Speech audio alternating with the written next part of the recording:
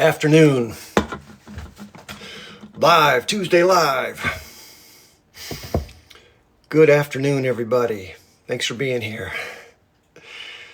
Wow.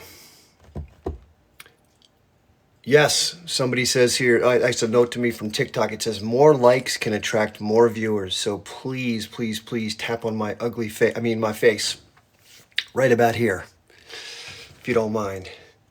Thank you very much for those who are tapping. Appreciate it very much. Happy Tuesday.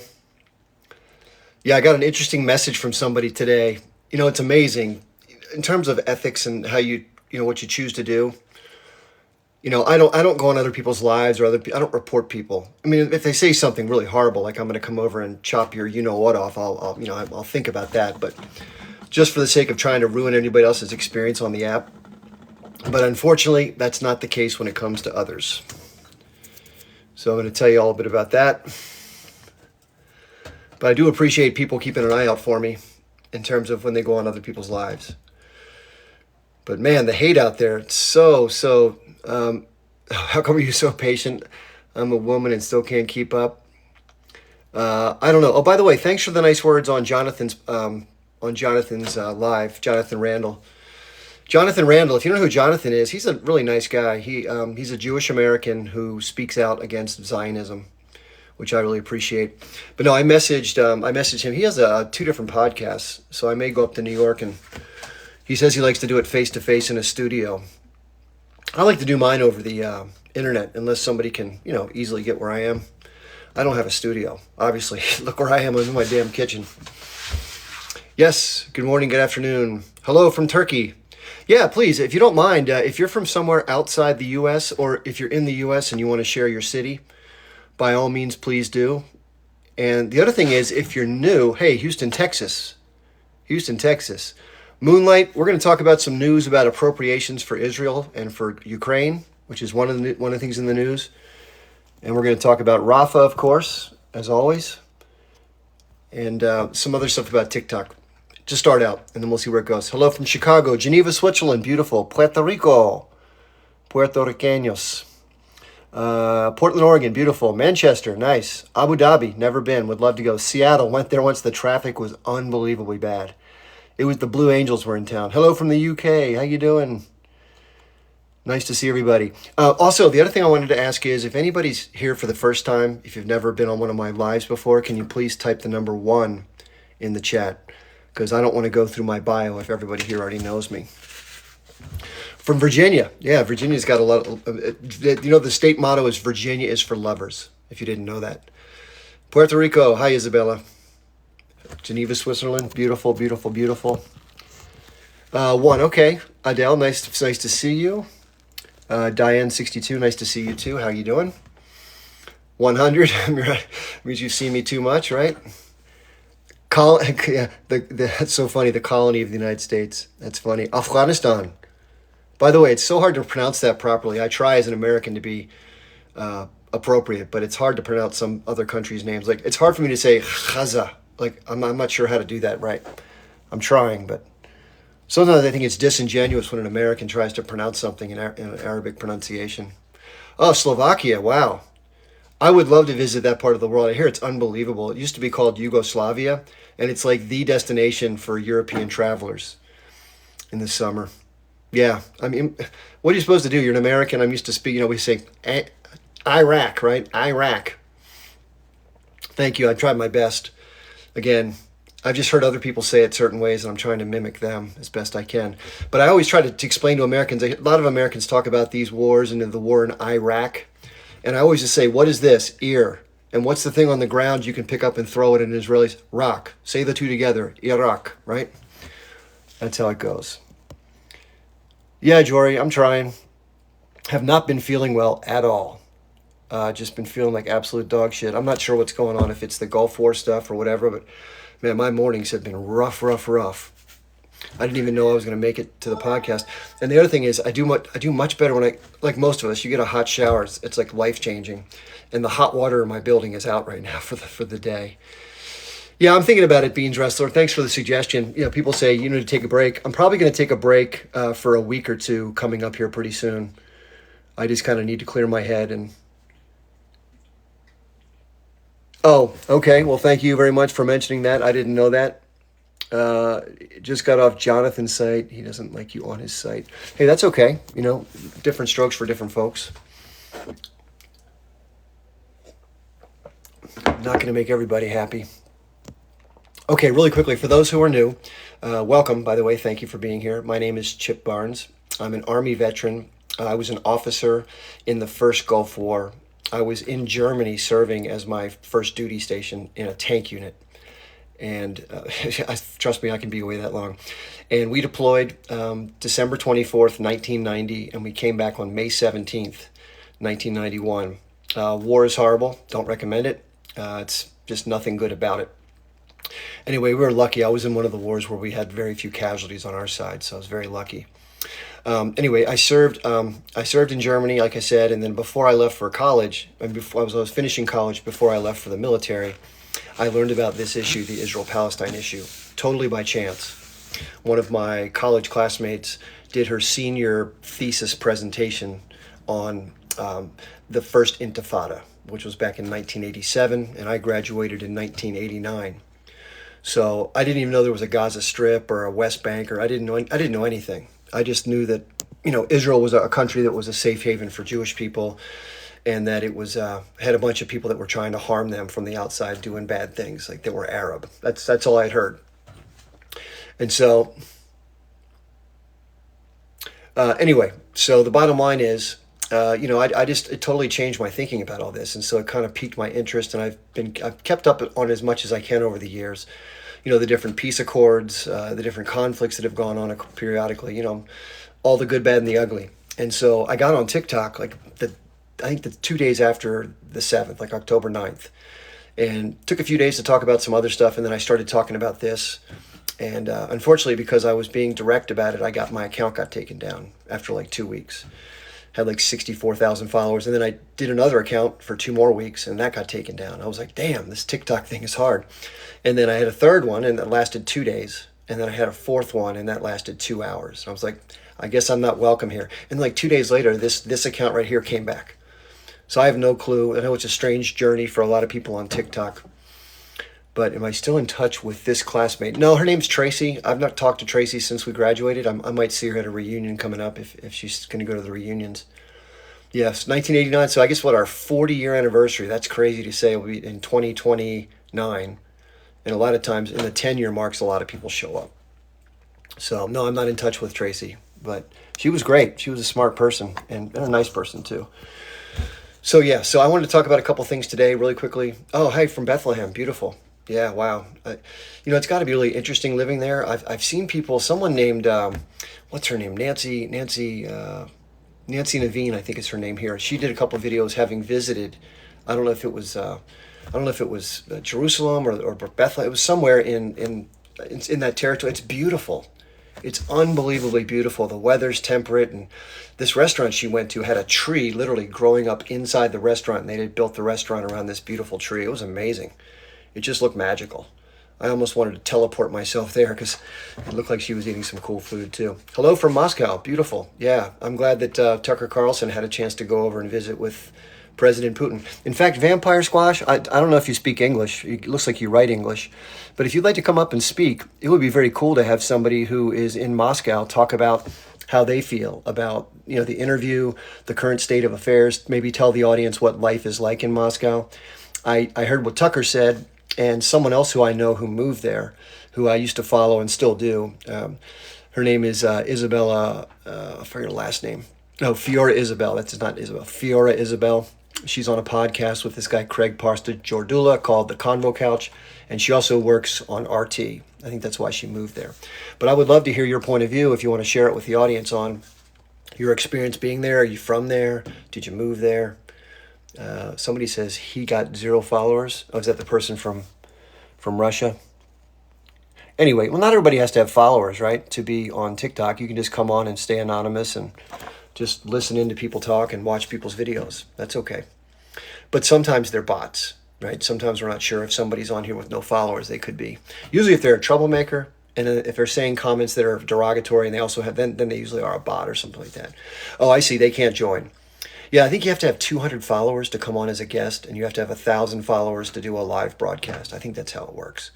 Well, that's a shame. I wonder why they do that. I wonder why you have to have followers to be a guest. Anyway, maybe it's because they want you on the app and doing more stuff to have the privilege, I guess. Anyway, so getting back to this, so in my adult life, I've been mostly a business guy. Right now, I'm sort of, just kind of do this and some other part-time work just to get by. So I got to figure out my future because I'm not rolling in the dough, as they say. So I'll talk about that a little later. But getting back to the current events of the day, somebody says they got live at 800. Good for you if you can get that done. So current events, I don't know if you heard, but very late last night, like after midnight, the Senate passed a very large bill. I think it was like $70 billion. That's a combination of money for Ukraine and for Israel and some other defense related stuff. But the House is saying they're not going to pass it. Speaker of the House, Mike Johnson, said that they want a border bill. And it's like 120 billion they want for the border, some outrageous number. I guess it's to build walls. Somebody says 95 billion. Yeah, I don't always get the numbers just right.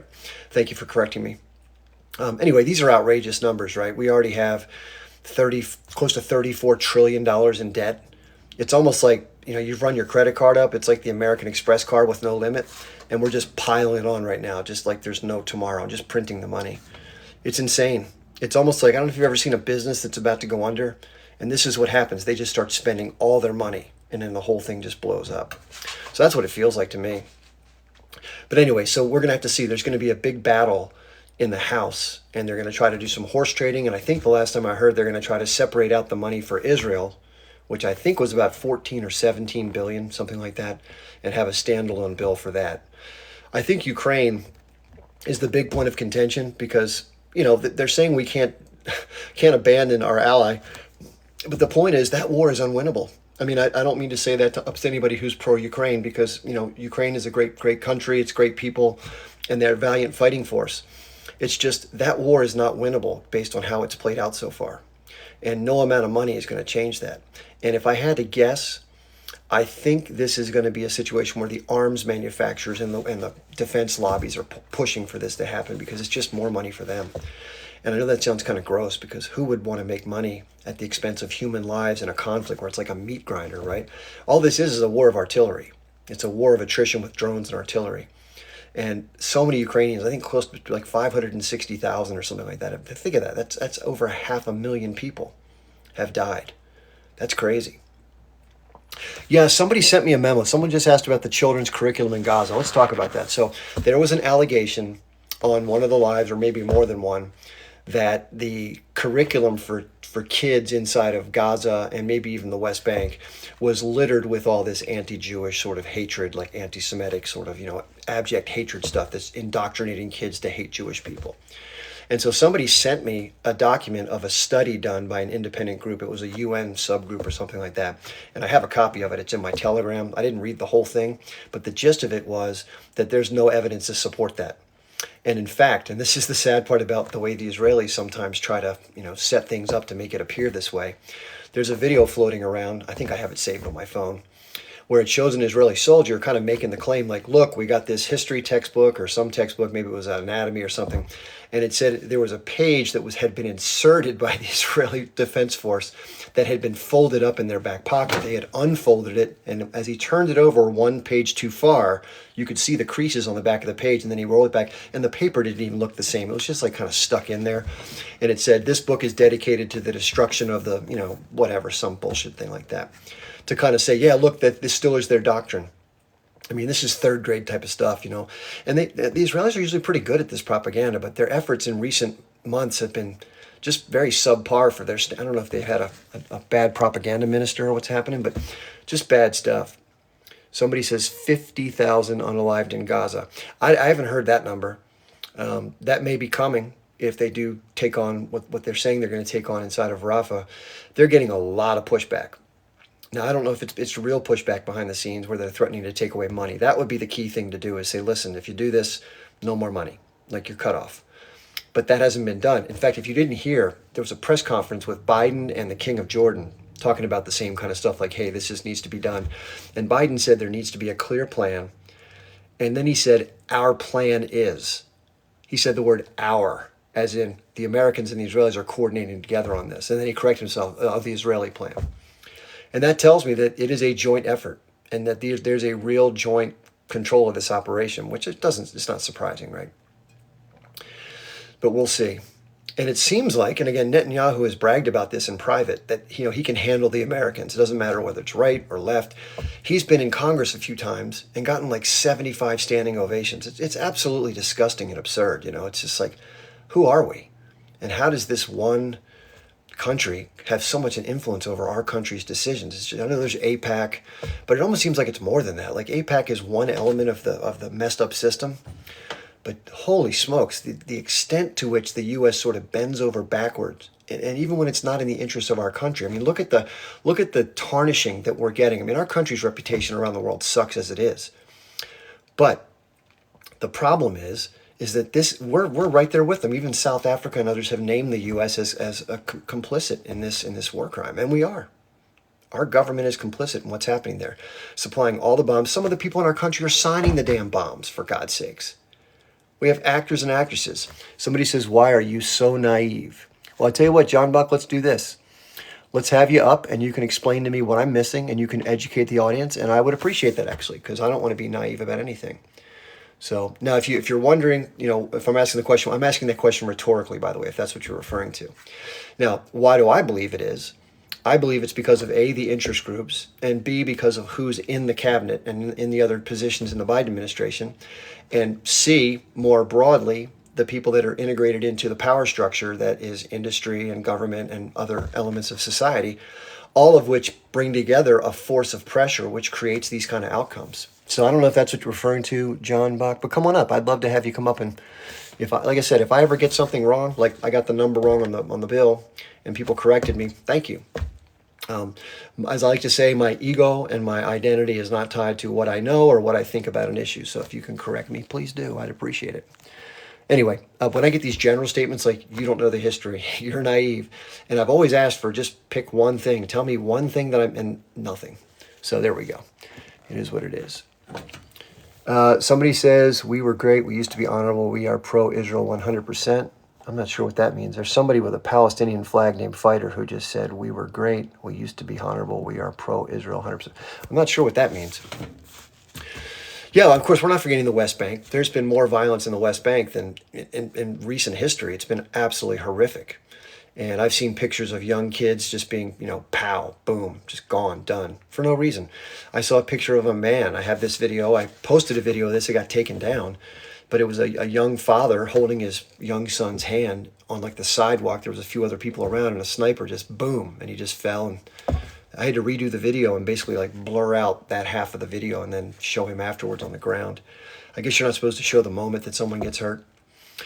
But yeah, the West Bank is horrific. And listen, the thing that I most noted, again, I've studied this a good bit, but people like Abby Martin have gone into Gaza and done documentaries or done them about Gaza. And I've studied a lot about the West Bank because I watched Anna Baltzer's documentary. It just really, made me angry. And so I started looking into what happens all over and it's horrible. I mean, I can't imagine just the checkpoints alone. Forget about everything else. Just having to deal with the checkpoints every day, trying to get places. How can you build an economy when you have to go through 15 checkpoints to go from one part of your territory to the other to do business, to bring supplies to a job site? I mean, I've been in contracting before, and the logistics are always the hardest part, right? Keeping your time, keeping your project going. What do you do if your team is stuck at a checkpoint for 8 hours because some 18-year-old kid decides, no men are coming through today? Just that alone is just unimaginable. And everything else. It's just, the way it appears to be, and I think this is by intent, it has to be, that the Israelis, and by the way, the Israeli people, most people who support Israel and most people who are Israeli who support the way things are set up, they don't know all these things. They have no idea that this stuff goes on. And they think that everything that gets done is simply for security because that's the blanket it's cast under. And so what happens is, you live in America, what did in history you can't talk? Well, I don't know what that means.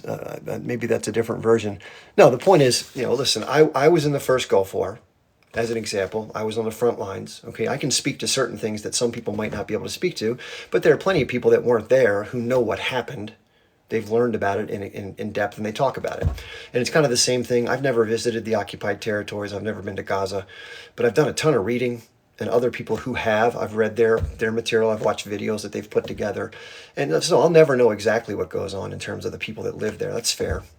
But to say that somebody doesn't know anything about it or can't possibly interpret it properly, I think that's not a fair thing to say. But yeah, listen, I know what I know, and if there are things I don't, come on and tell me. Tell me what I'm missing. I'm happy to hear it. I've read some Benny Morris, SpongeBob Sponges. I disagree with Benny Morris on his interpretation. I always make this point, by the way, and we'll get back to the West Bank in a second. But there's what happens. This is how I look at everything, okay? And this is just a fair way to point it out. There's what happens. So this is an example I've given recently. So let's say there's a tank, and it fires at a house, right? That's what happened.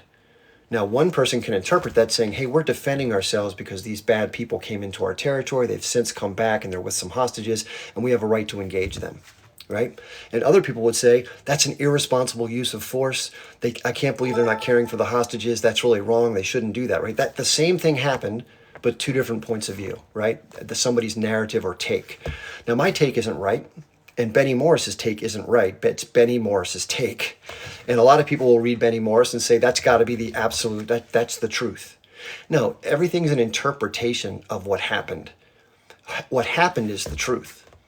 And a lot of people mistake their embracing of a narrative as the truth if they believe their interpretation is the one that should be accurately depicted. I understand that, and I'm not saying that mine is. That's the whole point. And what I'm saying is, if somebody has a different view, it doesn't offend me, it doesn't even bother me a bit. And if their discussion around it makes more sense, I'll adopt that, as I think we should, right? If somebody's take is way more sensible, well, somebody says Benny Morris's take is the most accurate and can be corroborated. Well, listen, there's plenty of people that corroborate something. It doesn't mean it's the right take. I know people that take that. There are a lot more people on one side of an issue than me typically. And that's just the way it is, because the norms in society dictate that there's more groupthink and there's more people that take the more generally accepted stance. That doesn't mean it's right. That means it's got more people on that side. But I understand if you agree with that side, we can let's I tell you what would be fun is let's pick an issue that you understand through Benny Morris's interpretation as being right, quote unquote. Let's come up and let's flesh it out and let's see where it goes. I mean, it may be that I'm completely off base. It's definitely within the realm of possibility, right? And I think that's fair to say to anybody. If you're going to make that argument, that means nothing is right. No. I just said it. Let me clarify. There's what happens. I call that biophysical reality. That's what actually happens in real life. And there's people's description about what happened. So I think it's fair to say that if you look up at the sky, it's blue, right? And maybe there's some clouds. Some people will call that partly cloudy. Some people call it partly sunny. Same thing's going on, right? Different description. That's the point I'm trying to make. So, and again, it gets much more complicated when it comes to situations where there's a lot of nuance and a lot of gray. Nothing, I think, is black and white. Everyone's always got their take, and it doesn't make, I try to say this, and again, I'm trying to be as humble as I can with you, okay? I'm telling you, I don't always get it right, and I don't even think I'm right, okay? I just do my best to interpret something the best I can based on what I read, what I see, like anybody else does, right?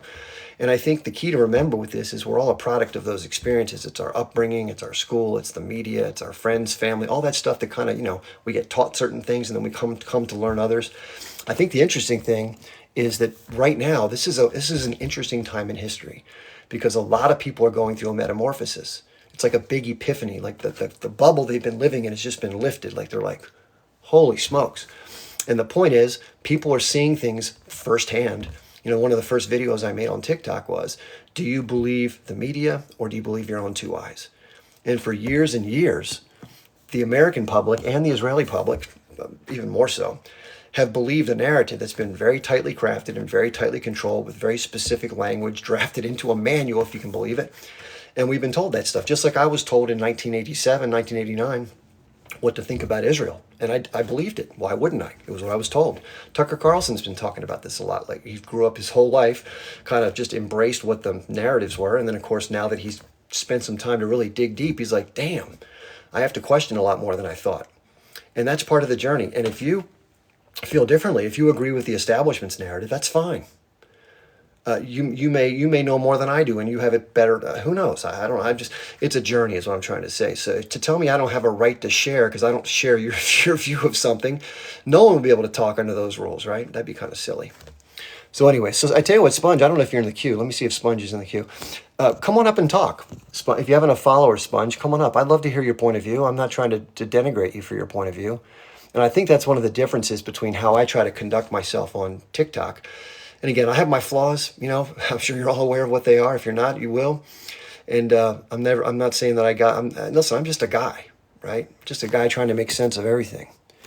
So anyway, yeah, it's too bad, SpongeBob. Well, I'll tell you what, you can buy, just to let you know, this is my understanding. You can buy like 1,000 followers for like $26.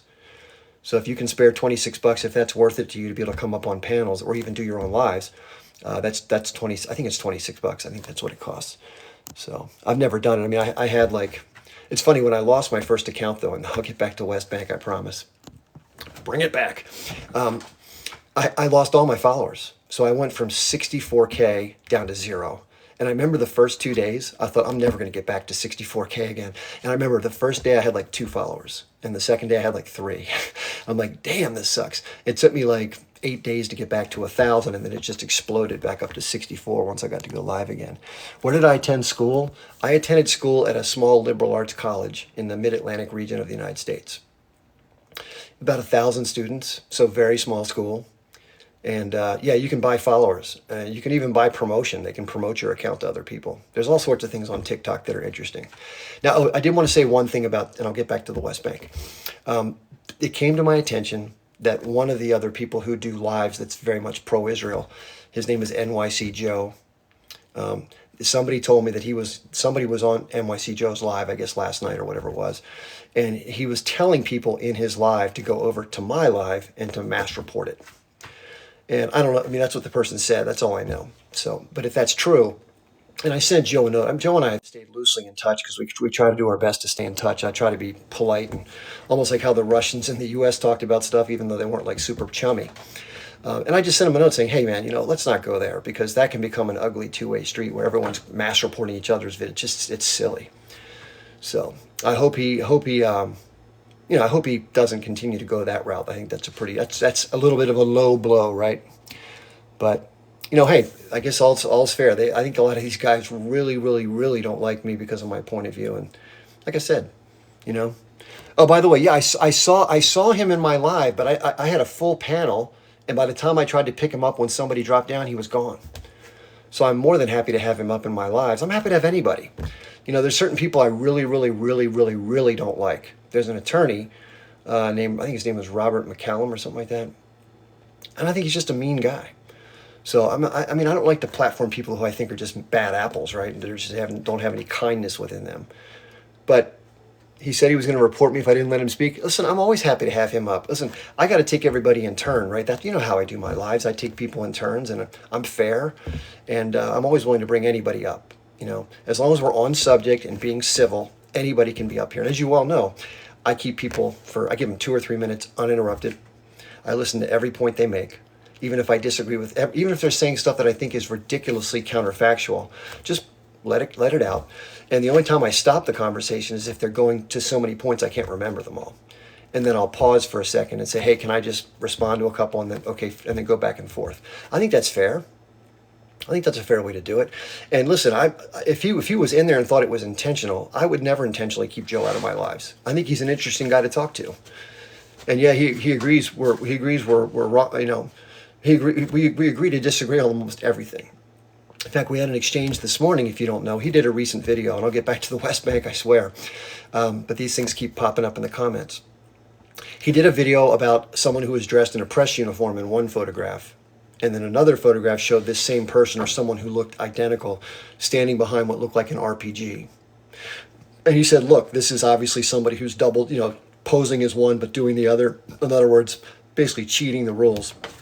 So what I said back to him was, okay, that may be really bad. I said, I don't know whether this person was doing one a year ago or 2 years ago at a training mission, and now he's switched over to journalism, is not doing it anymore.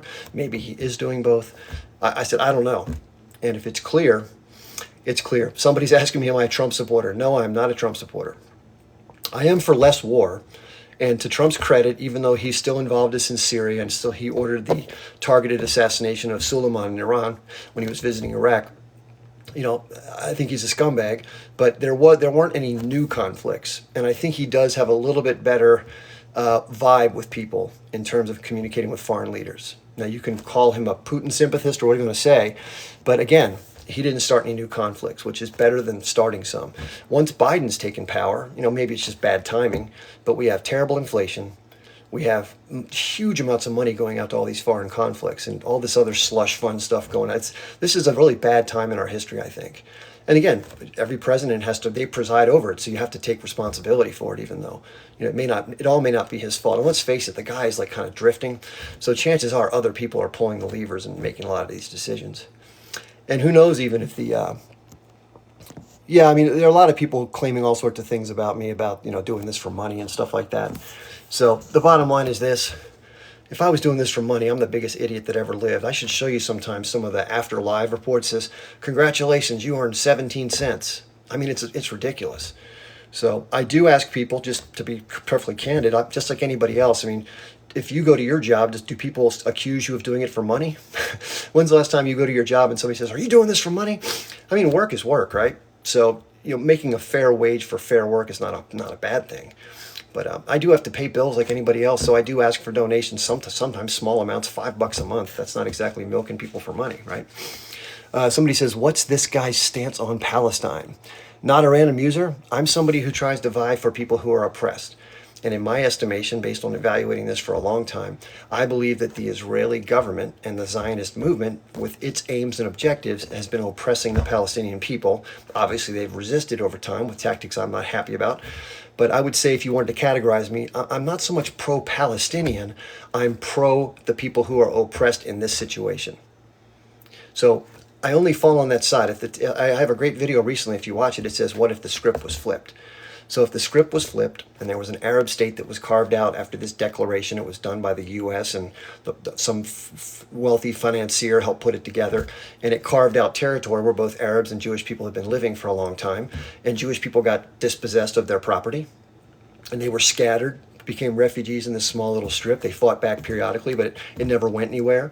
And they continued to be under the thumb and subjugation of this sort of brutal Arab government. And they fought back hard this time and unalived a bunch of Arab people and civilians in a horrific way.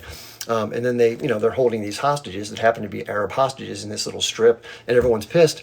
I get it, but I would still criticize the Arab government because of the power dynamics. So to me, it's more like the power dynamics and the oppressed versus the oppressor than it is about who the actual players are. So in this case, I happen to support the Palestinian aspirations, if that makes sense. But I don't know anybody who lives in the occupied territories or Gaza or anywhere, and I don't know anybody who lives in Israel other than those that I've been talking about here on TikTok. Why are you apologizing for your humanity wants? I don't know what that means. I'm not apologizing for anything. I'm simply explaining the nature of what I believe and why. Not going to talk about Dean Phillips. Dean Phillips is a Democratic candidate for president who's way back in the polls, and I think third parties are unfortunately insignificant in the United States. So, but yeah, the West Bank, the situation in the West Bank is horrific. We have rabid settlers going in. We've heard Daniela Weiss, the person who's the mayor of this one little town, and she's a rabid settler, I think Looney Tunes. And she believes that the entire greater Israel should come to be, from the Nile River all the way over to the Euphrates River, I'll show you the map later. It's crazy. All right, I've been talking a ton. It's already 36 minutes in. We have a couple guests in here. I'm just kind of answering questions a lot. If your side wins, your country has not been saved. If your side loses, your country is not over. I have no idea what that means. Thank you for saying you love my content. I appreciate that. Somebody says, don't talk about what you don't know. Listen, nobody has certainty on anything. I mean, I could say, Tam, I could say the same to you. I mean, do you have absolute certainty about everything you talk about? If you do, I think you're being arrogant. And I'm very clear about saying that I could be wrong about stuff. It's fair to talk about stuff, but say, no one can know everything, right? If I didn't talk about things I didn't have absolute certainty, we'd have nothing to talk about, right? Do I think riots are a possibility? Where would you be thinking of the riots? You mean in the United States? Or are you talking about somewhere else? Stay ahead. In the United States, I kind of doubt it. Most Americans are kind of pacified. They watch football, they watch Netflix, they stay busy with their lives. They're very unwilling to take major risks. I think most Americans, and a lot of people are pissed, right? And a lot of people want to protest. But, I can tell you in talking to a swath of people in my area, I would say that I'm probably the only one that I've talked to that has any interest in this subject out of maybe 300 people I've talked to. So that just goes to tell you, is people just have other things in their lives they're worried about. And you'd think they'd be caring about a genocide, right? Pretty big deal. But nope. All right. Why don't people want you to know of anything? Why don't U.S. people with Jewish ancestry know of any of this or believe it? Well, I mean, listen, the propaganda system, pure and simple, the American propaganda system and the Western propaganda system. It's very, very strong and powerful, not only for this issue, but for a lot of others. And people are just under the spell. They can't break out of it. And the more you try to tell somebody they're being propagandized, the more they resist. They can't believe that it's somehow they're under this sort of misinformation program campaign. Yeah, somebody says can't vote for either party's candidate in good conscience. I think a lot of people feel that way. They can't vote for Biden because of the fact that he's just, completely dropped the ball on this issue, right? But Trump is just too much to stomach for most people. So what are you going to do? Now, there are people who love Trump, and they look at him as like the savior to make America great again, as they say. So we'll see.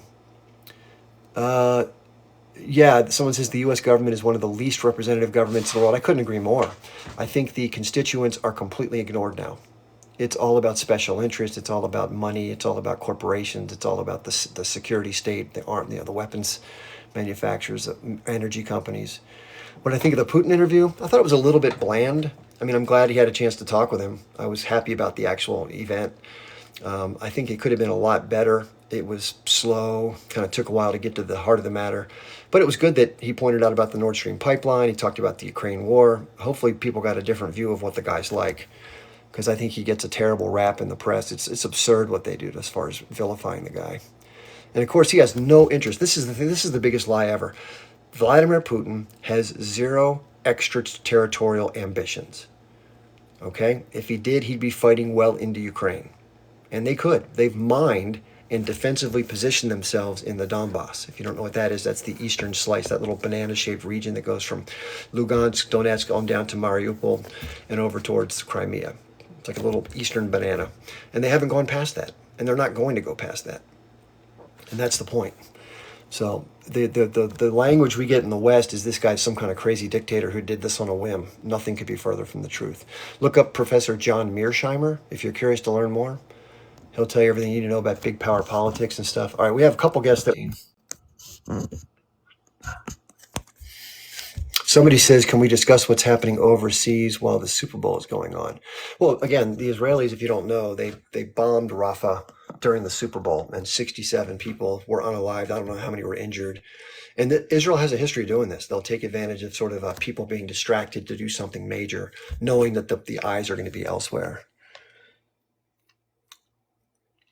I'm not sure what you mean about Chomsky there, Doc. This is what Doc says. He says, according to Noam Chomsky, special interest is the American population. National interest is, I didn't get to finish it.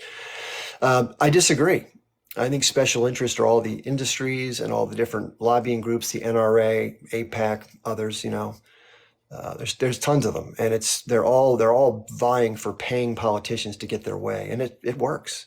It's an investment, right? And it pays off huge dividends, especially with things like tax policy and stuff. Yeah. No, but seriously, for those of you who are being critical, I love it when somebody who's critical comes up. So if you're someone who disagrees with any of my points, come up. I mean, hell, I'm always open to learning something. That's the cool thing. But yeah, so here's a guest again. So here's Dora. Dora, listen, Dora, if you're there, I would love to let you up. But Dora, let me say this to you, and this is all in the kindest way I can say it. In all the lives that I've seen you, all you do is scream and yell. You get on, there's no conversation, there's no time to understand your point of view. It's just yelling. And I don't know if that's going to really do anything for the benefit of the audience. And I try to make these discussions, beneficial for the audience. That's the whole point, right? So I'm very reluctant to bring you up because, one, you've been very disrespectful. Two, you never, ever take a breath. It's just yell, yell, yell, yell, yell, yell. It's insane. So I'd love to bring you up. I'm going to bring up Nathan instead, Dora, and then I'll let you think about that for a second. If you just, Dora, I'm happy to bring you up as long as you agree to a couple ground rules. One is no screaming, talk like a normal voice. Two, let's have a dialogue. So maybe talk for 1 or 2 minutes, say what you want to say, then pause, let me talk back with you, and we can go back and forth in a civil way. If you can agree to those two things, I'll happily have you up. You can say whatever you want, but if you can't agree to those two, let's agree to not do it on this platform. Hello, Nathan. I was discussing propaganda and Western media. I don't know how many people are aware that the ability to legally propagandize American citizens has just recently been repealed. Well, in the past, 15 years, it was when Barack Obama was heading out of office with the repealing of the Smith-Mundt Act. I'd suggest anybody check it, because if it was repealed, it can be reintroduced. That's Smith, usual spelling, dash Mundt, M-U-N-D-T, Act. And folks should learn about that. Can you just tell people what that did, what changed when that happened? Prior to that, no government entity was allowed to directly or indirectly influence American citizens or territories via any media outlets, only abroad for, political governmental gain, favor, whatever, but nothing at the homeland, nor any of So the. let me flesh that out one second. Sorry. So bottom line is our CIA was allowed to go into other countries, set up systems of propaganda to mislead the public, but that was illegal domestically. And when Barack Obama was president, he switched that so they could now do it domestically as well. I think he was two in office. He went ahead and repealed that after, which is kind of phenomenal considering it set in place for 50 years. And I just thought that's pretty wild, and nobody's even familiar with it. Kind of blows my mind. Yeah, a lot of Americans don't pay attention to a lot of this stuff. That's part of the problem is, this is not to blame anybody. It's just that the population has been conditioned to sort of disengage from the political process. People are struggling too. So it's fair if somebody's working two jobs and they're tired when they get home, maybe their wife's working, they don't have the luxury of taking time to dig into this stuff. So I don't blame them. But ultimately, we're going to get what we get. And if we have most people disengage, we're going to get stuff like this. Almost feels like that's become part of a lot of people have this overreaching kind of conspiratorial tone to that it's been like that for a long time now. And if you're going to make that argument, I think you can't go any further back than 1913 with the Federal Reserve Act. But I wouldn't even go that far back. I think it's just after so many people have discussed its benefit to the powers that be, it's finally been enacted as a means of control. And people, what I hate, I currently have been collecting signatures for a non-affiliated, non-party candidate for president, and I won't use your platform for that without your permission ahead of time. But anyhow, it amazes me how many people say, "Oh, I'm just not into politics," and I'm almost awestruck, and I say, "Do you think that might be kind of how we got into this situation?"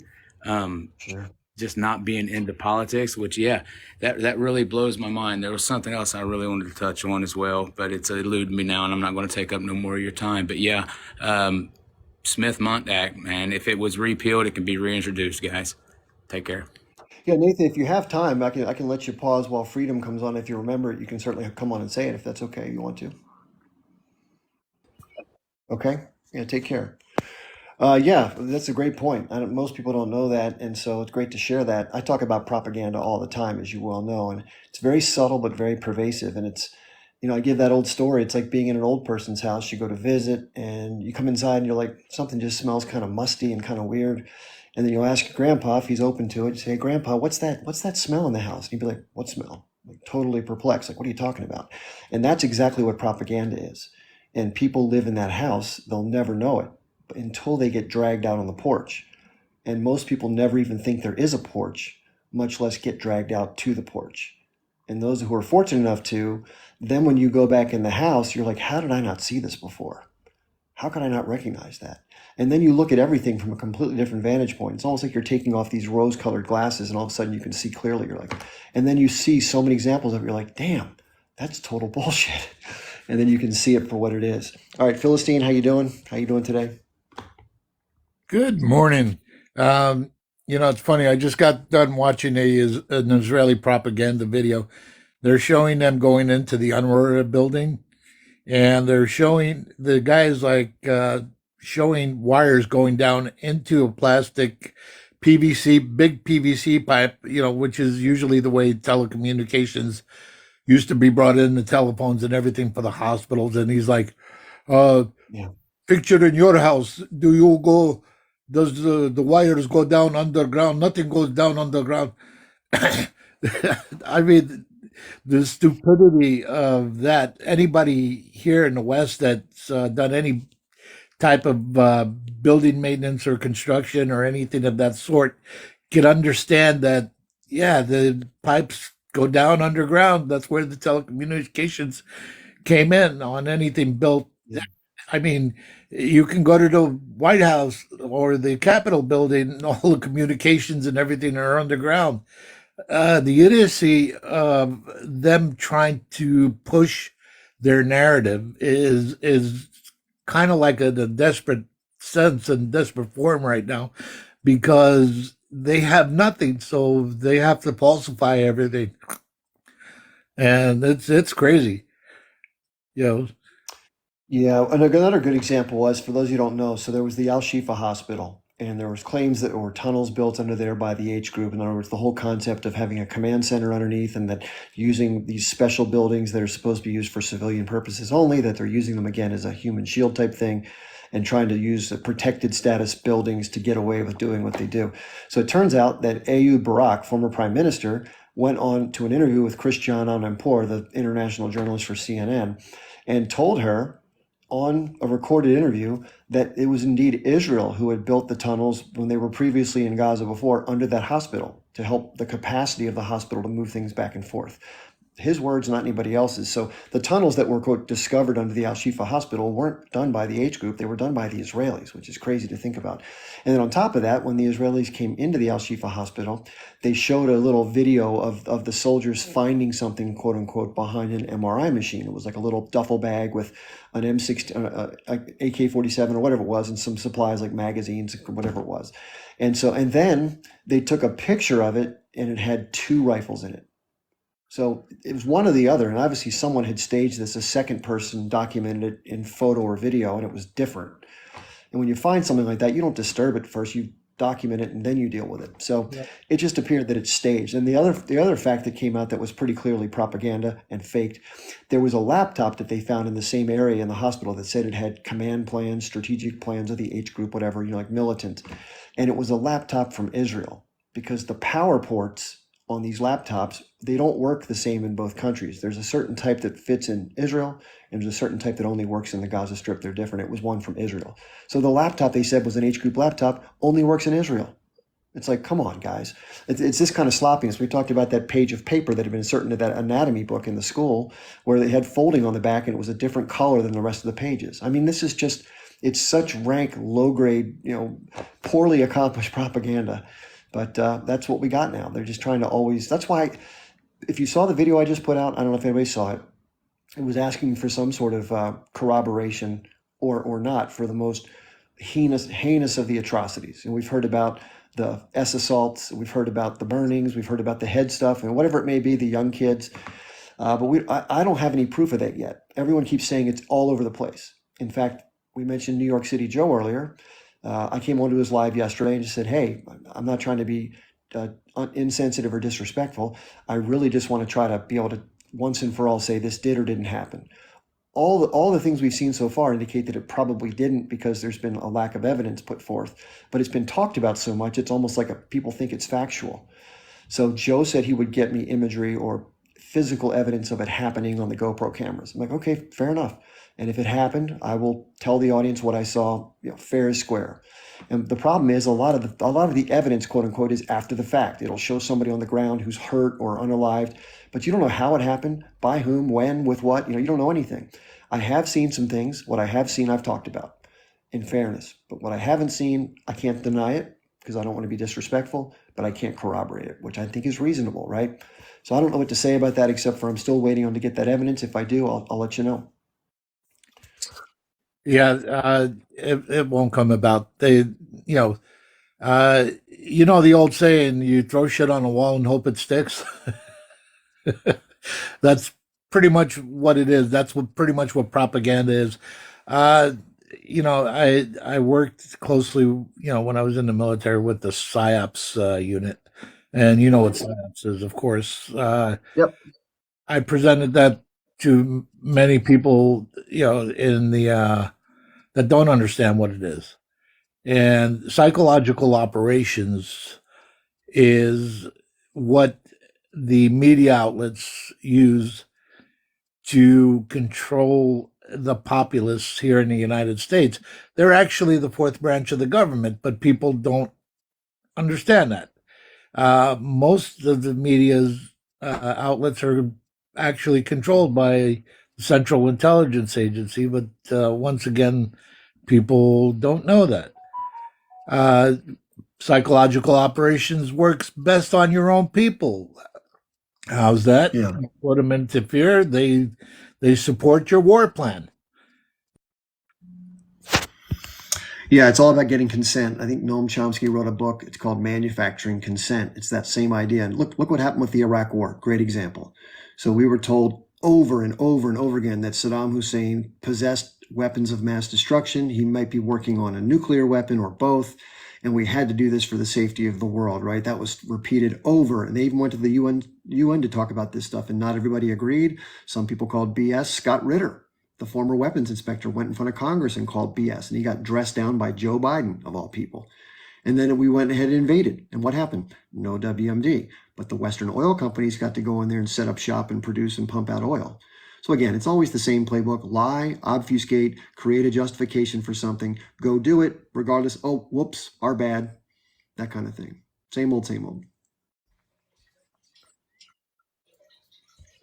Real quick, what I want to do is I want to show you all a video that I made. I was just talking about the subject about, did this stuff happen or not? So the term that's used to describe really, really harsh accusations, but it turns out to be sort of fake, is called atrocity propaganda. And so I'm gonna show you a video that I just made. If you haven't seen it yet, if you have, I apologize. I'm gonna turn my camera around. I'm gonna turn the volume up. If you can't hear it well enough, just let me know. And I'm gonna play it right now. So here we go. See what you think about this. Okay, ready? Here we go. So we've all heard time and time again what happened on the 7th. These outrageous atrocities that have been alleged, as far as women being assaulted, babies being unalived, people being burned, etc., etc. But we've not been provided direct evidence, and there's no reason to deny what happened, but there's no way to corroborate it either. Now, the Israeli government has released a compilation film, which they have screened in front of a select group of journalists, but one of them is Owen Jones. And while he reported he saw some very disturbing sights, he saw no evidence provided to substantiate some of the more horrific claims, including SA, burning, unaliving of children, etc. So the question is, can we trust those who are making these allegations? Do they have a track record of telling the truth or otherwise? To answer that question, we need to turn to someone who's dealt directly with the Israelis at the highest levels of government. This is Colonel Lawrence Wilkerson, who served as the Chief of Staff to former U.S. Secretary of Defense Colin Powell during the George W. Bush administration. Let's see what he has to say. Never, ever believe Israeli figures. I've been in the government too long to know that the Israelis are patent liars. In their intelligence community, in their propaganda community, certainly, and in their leadership, they are inveterate liars. Let me say that again. They are liars. Well, that's a pretty strong statement. The question is, did the Israelis make this stuff up to further outrage people to justify what they're doing right now in Gaza? Or is there actual evidence to substantiate these very serious allegations?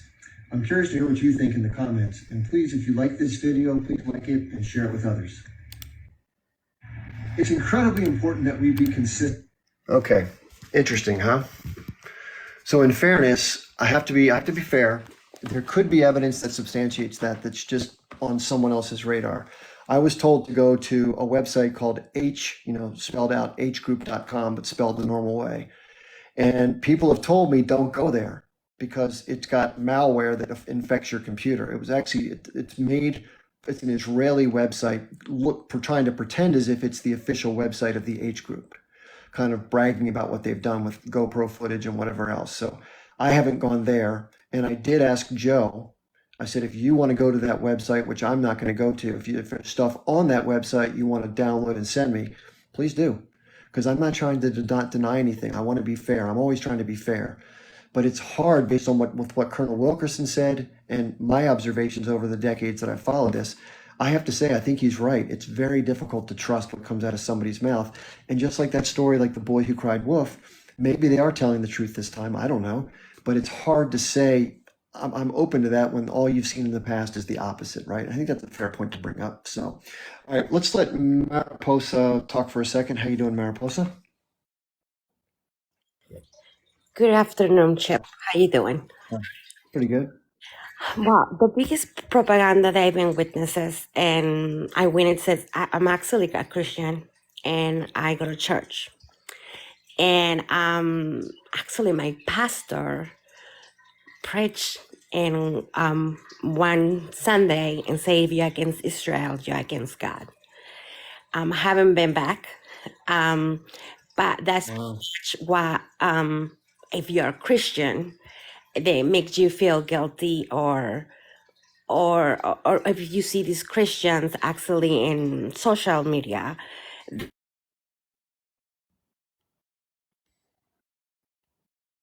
Oh, you're against still there? Israel, you're against God, because of the, you're against Israel, you're against God, because of the, There's just to let you know, there's some audio problem. It's like sounds distant and something's wrong. If you don't mind, Mariposa, what'll fix that probably is if you exit TikTok, come on back and re-request. It should fix it. Or you may want to turn your cell off, turn it back on again, and then do the same, and then we should get you back. I'll bring you back in, okay? There's one more guest in the queue. It's Goofball. Let me give Goofball a chance. I like the name, by the way. Let's see if Goofball connects through. Sometimes people don't connect through. There we go. Hi, Goofball. Let me make sure you're unmuted there. Hello? Hello. Hi, salam alaikum. Hello, Chip. Thank you so much for all your work. I just wanted to offer a little words of encouragement and because I've been watching you for some time, and I really consider you to be like a truth warrior. You know what I mean? I've been learning a lot through you. I've been learning a lot on this app period. And in such a time where I feel like maybe, you might be bogged down by so much negativity, you know what I mean? Like, I just wanted to just give a shout out to you, sir, that, like, thank you so much for all your hard work and your service and all that you do. I've been here before. You gave me a few suggestions to actually help with my speech impediment and the rate of how I spoke, and I really do appreciate that so much. Because you didn't, good. you didn't, you didn't kick me off the panel. You respected, what I had to say, and not only that, you actually helped me a lot to where I actually feel more comfortable to come again and actually thank you one more time. But Awesome. yes, please keep up the good work. Thank you so much. I mean, it's funny because I sometimes shout into the phone as I listen to you, because I connect so much to what you say. I found out that I'm autistic, and so I have a strong sense of justice and the truth, and wanting to find out, because I've learned, I've heard somewhere, and I've said it before, that, that the truth is so simple, yet so profound, that it is often bodyguarded by it's often convoluted by a bodyguard of lies.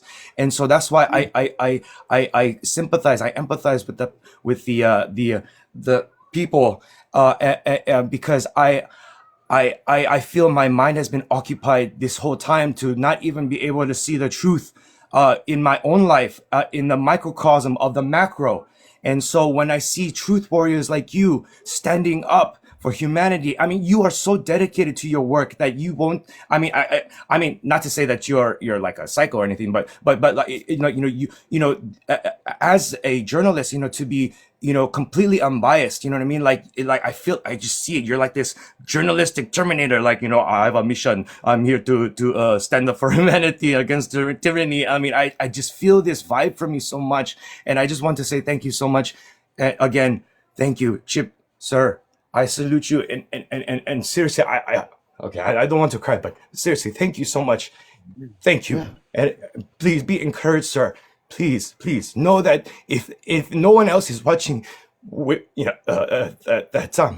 is encouraged or is motivated to continue, because there's so much that I realize that because it is dual emotions. I feel so much relief for all the questions that I've asked growing up that is being answered now. But at the same time, it's like waking up to this reality that this is the truth. This is the reason why so many things happened the way in my life. So, anyways, thank you so much. Thank you so much. I'm back off now, but thank you. Yeah, feel free to stay on the panel if you want. I mean, I know getting a chance to speak more would be great. First of all, thank you so much for the kind words and the encouragement. It means a lot. And I'm so happy for you that you've learned some stuff that's important to you, as well as the fact that whatever we talked about has helped you, perform better with your speaking. So yeah, I was able to follow you a lot better. So good job. And thank you again. I mean, that kind of encouragement means a lot more than you'll ever know. Sav, how you doing, Sav? I'm good. Good. How are you doing today? Okay, thanks. Yeah. I wanted to ask you a few questions. I don't know whether and seek your opinion on what's going on. So 2 days ago, there was this massive movement of hardware towards the border, towards the Sinai.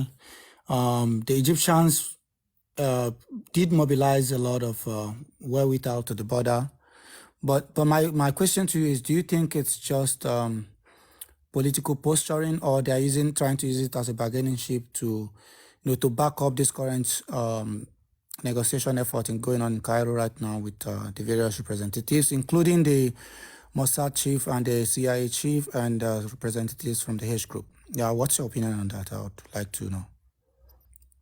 I think it's posturing. I think that the likelihood of there being an external invasion is very low, if not zero, unfortunately. I mean, I would like to see somebody stop, and hopefully cooler heads will prevail in terms of Rafah.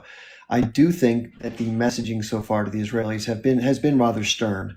And I think people around the world are like, okay, enough. And so I think they're kind of considering a little bit more of a tempered approach, which is better than nothing, but still not a ceasefire, which is what we need. The problem is that what people want the H group to do is to literally surrender and release the hostages. And then there'll be peace, they say. They're no better off by doing that than they were before anything. What's the point of asking them that? There needs to be some concession on the side of the Israelis. And the Israelis have been saying callous things like, well, the people should just move north, just go north. What's north? Everything north is destroyed. There's nowhere to go. There's nowhere to live. There's nowhere to stay. And people are literally in tents, if they're lucky, with very little food, nothing to cook with, no real clothing or medical care, just living in a horrible set of circumstances, and then being sniped, or tanks come in and blow stuff up. And it's unthinkably bad. I fear the fact that Netanyahu is so unhinged with respect to his personal problems that he might just continue on indefinitely with whatever level of violence they're going to employ. But I don't think, unless there's an unalived of, let's say, another 20, 30, 40,000 civilians, that anybody will come in externally. But if they do that, I believe that the Iranians and Hezbollah will definitely attack, and maybe even the Syrians. They've been talking about it more vociferously in the last couple of days than they have in the past. Yeah, I genuinely think that the latter option is very unlikely. Because the push for that, what I've seen over the past 2 months, and I've been following, the region very closely, including conflicts, whether it's in the Balkans or in the Middle East, very closely for a bit now. So I have a feeling the Iranians are not really interested in any kind of being drawn into any conflict at this point. On numerous occasions, the Israelis have tried to force their hand in Lebanon, in Syria. The Americans have tried so many times to force their hands, and the response from them have been measured so far. So I want to go back to what you said about Egypt. I still genuinely think it's posturing, but sometimes in negotiations like this, you need to back it up with some kind of military threat or threat of some sort to bring the Israelis to the negotiation table. And the problem right now is the mixed messaging coming from the United States, which is very key. At the beginning, it seems more or less like they are trying to pressure the Israelis. And we started hearing messages from people like the leader of Otzma Yehudit, Jewish Power, which is Itamar Ben-Gvir, and the finance minister, Bezalel Smotrich, saying, well, maybe they could advised them to migrate. Maybe they should go to Sinai. He said, not. That's not what they're saying. They're saying the Egyptians should open the border to allow the Israelis to finish up the job. Then they will decide when to allow them in. That's what they're saying. I mean, it's not coming from Bibi. It's not coming from Benny Gantz and the Blue and White Party or people within the war cabinet, but from the fringes. And those guys on the fringes are part of the coalition. They are very, very powerful, trust me. And Bibi does not trust the other side because I think there was a proposition from the former prime minister, what's his name, the one that Yair Lapid, that even if the two radicals want to withdraw, that he's going to give him back up. But Bibi knows too well that he cannot trust anybody at this point, and he can only work with what he have at this point. So you're right. To Bibi, this is a fight to the finish because his head is on the chopper. Once the music stops, they are going to call for his head, and I truly believe that. I not believe, but I'm very skeptical of anything coming out of Cairo at this point, because they have stood by and watched, basically, as spectators, why these guys have been unalived en masse. And going into Gaza, I repeat, going into Rafah, will be equivalent, if not more, than what we saw in Srebrenica. If you follow the war in Bosnia, when the Serbs went into the last enclave, which was supposed to be a safe zone, and basically massacred, tens of thousands of Bosnian Serbs that were there. So this situation might be worse, but let's also hope it doesn't happen. But the Egyptians, the Americans, nobody else have anything to offer at this point. Bibi is just full of himself, and he believes that nobody is really saying anything. And one last one quickly, because I don't want to speak for too long, is that the guys there, the statements coming from this right-wing coalition now is that, well, fuck Joe Biden. At this point, if he decides to pull the plug on us, we are still going to go to Rafah. And at the end of the day, he's not going to be reelected, which is the calculation they are making. And they believe that if Trump comes to power, I don't know what's really going to happen in the U.S. I'm not from there, so I'm just going to keep my opinion to myself. But they believe that if Trump comes to power, he's going to wipe the clean slate, the shit clean, and just let them flow or give them the free hand that they believe Biden has not given them enough. Man, I don't know what to say. It's crazy. It's crazy. Crazy times we live in, right? Absolutely. Crazy times. Thank you, Seth. Let's let Jojo's going to come up. Let's see if Jojo gets in. And Jojo, if you do come up, if you're having trouble getting in, you may have to leave the live and come back. It should fix the timeout problem sometimes. I just want to say thanks again to Goofball. There were some people in the comments saying, sort of complimenting Goofball. Thank you for saying what you said. That was really nice of you to do. Really Oh no. The gratitude is all mine. There's seriously, I didn't do nothing. I'm no, seriously, I really thank everyone as well for your kind words and your contributions and everything like that. I mean, I really try to right now, stand on the right side of history, as I like to hear people say,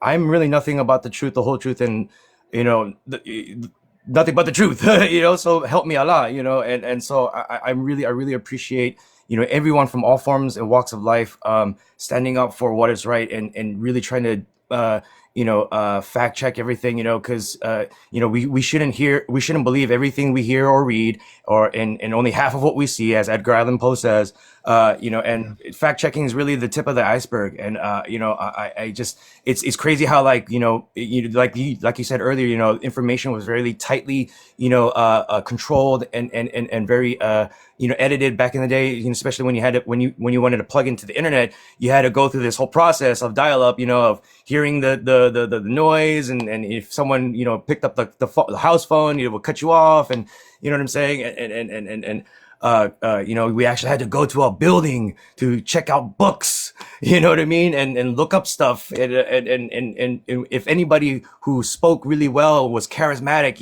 that knew a lot of stuff, we stuck by him and hung on to every word he said, and some of these guys said some crazy shit, like, F school, you know what I mean? Like, they don't teach you nothing. You're like, whoa, what the heck? And it almost sounded like they were like blaspheming against God, it was just so crazy. But, that was, that's kind of like the start of the, the journey for me, was interacting with people who were open-minded and very, they just were able to see things, you know what I'm saying? And I don't know if you're spiritual, if anyone else is spiritual or not, but, I'm starting to, be open-minded about the spiritual aspect of all these things too, you know what I mean? About good versus evil, and how, if you kind of connect these things together, like it just sort of, I mean, there's no coincidence, only the illusion of coincidence. And it just obviously, I mean, it just seems like every single, to the T, like everything's manufactured. And it's like, wow, they, whoever they is, what I'm saying, really done figured it out. But anyways,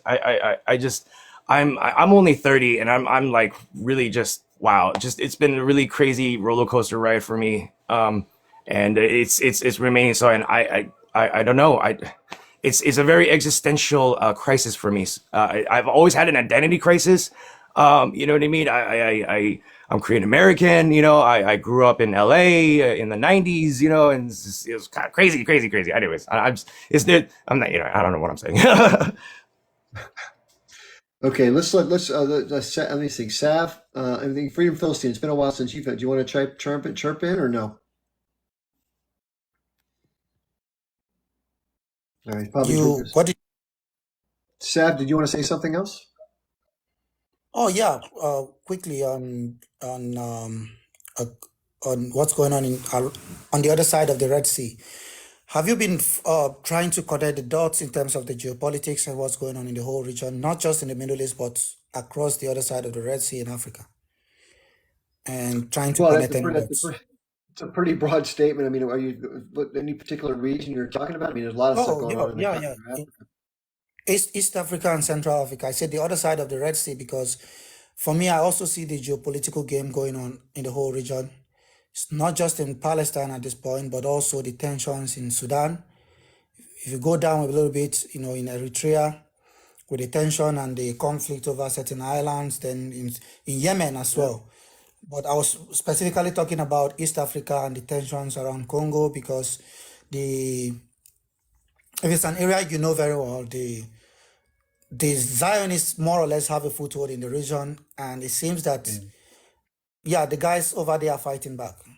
And if you notice, recently the MONUSCO, which is the UN mission in Congo, who has been there since 62 or 63, the contract is about to expire, and now we are seeing these M23 rebels, which are coming from Rwanda, backed by yeah, Paul Kagame and his people. And Paul Kagame is basically a client of the state of Israel. Paul Kagame, Yoweri Museveni, and the leader of South Sudan, Salva Kiir.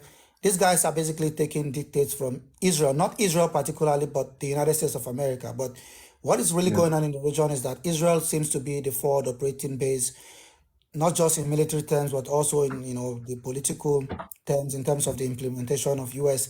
strategic interests around the region. So Israel is the go-to guy on the ground. And if you look at the election that just happened in Congo as well, with the influence of the state of Israel through assets like Dan Getler, if you know him, he's the grandson of Moshe Snitzer, who is the head of the Israel Diamond Exchange. So even as we're yeah, saying that this is going on in Palestine, it's about resources, it's about geopolitics. And the Israelis are trying to put the foot down to say that they are the dominant power in the region. So as they're doing it in the Middle East, we're also seeing the whirlwind of that across the left side of the Mediterranean, of the Red Sea, which is in East Africa and to some part of Central Africa.